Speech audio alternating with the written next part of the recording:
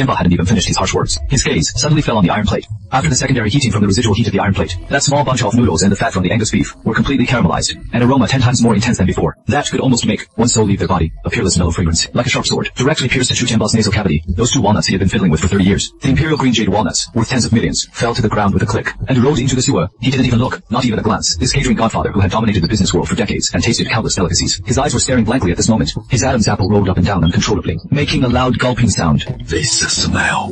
This war came rushing straight to the top of the head.